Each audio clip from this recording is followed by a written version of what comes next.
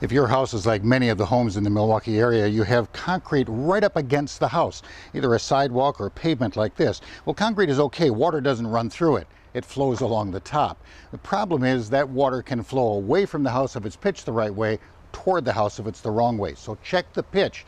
You do that with a level. You can use a long one like this, a 4-foot level, or a shorter one. Doesn't really matter. You're looking for a pitch of about 1/4 inch per foot. And that means over a 4-foot length like this, you would like the house side to be about 1 inch higher than the outside edge of the level. That allows for water flowage away from the house.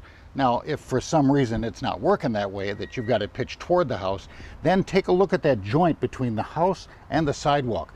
If that joint is open, that crack is available, that's just a funnel waiting for water to be poured against your basement wall. So it's important that you fill that crack. It's not a difficult thing to do, but it's important to keep your basement dry. Filling in cracks in concrete, no matter where they are, isn't all that difficult to do. The trick is to not use too much filler. Well, for a filler, you want something that sticks and holds up for a long time. Polyurethane sealants are probably the best. Yeah, you got to clean up with mineral spirits and they're a little sticky, but they do last a long time and they stay flexible. The trick is to never make a caulking fill more than 1/4 inch thick.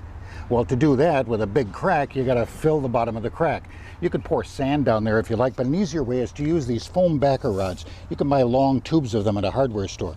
Get one that's a little bit bigger than the crack itself and then push it into place.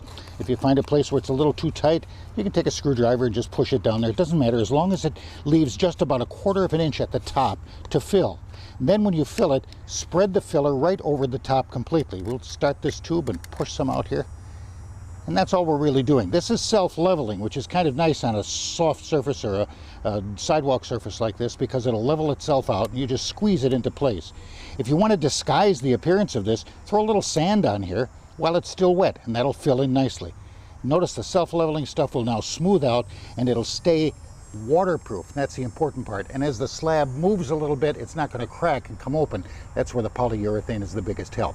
This works well wherever you have concrete around the house.